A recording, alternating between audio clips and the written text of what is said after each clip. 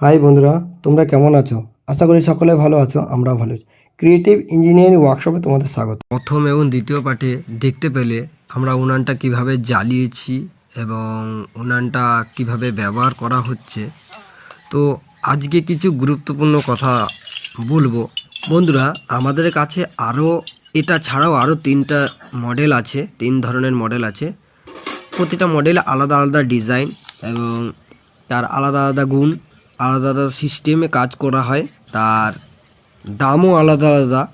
এছাড়াও আমাদের এই উনুনগুলো শুধু যে কাঠে জ্বলবে এটা নয়, আমাদের এই উনুনগুলো তোমাদের কাছে যারা ঘুঁটো ব্যবহার করো তারা গোবরের ঘুঁটো দিয়েও জ্বালাতে পারবে, যারা কাঠ কয়লা ব্যবহার করো তার কাঠ কয়লা দিয়েও জ্বালাতে পারবে, এবং যারা কয়লা ব্যবহার করো গুল জাতীয় জিনিস, যে কোনো জ্বলনশীল জিনিস দিয়ে এটা জ্বালানো সম্ভব। আমাদের আরও কিছু নতুন নতুন মডেলের উনান আরও আসবে, সেগুলোরও আমরা ভিডিও বানাবো।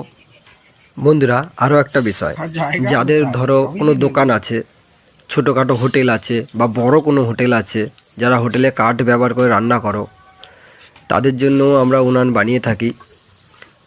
সেই উনানগুলো একটু এরকমই হবে, কিন্তু আরও বড় বা তার যেরকম দরকার সেই অনুযায়ী আমরা উনানগুলো তৈরি করে থাকি।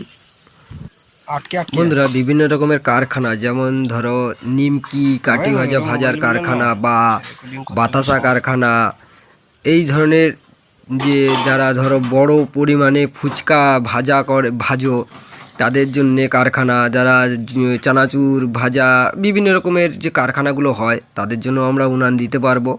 সেই উনানগুলো আরও বড় হবে, তার সাইজ যেরকম প্রয়োজন সেই ধরনের উনান আমরা তৈরি করে দিতে পারবো।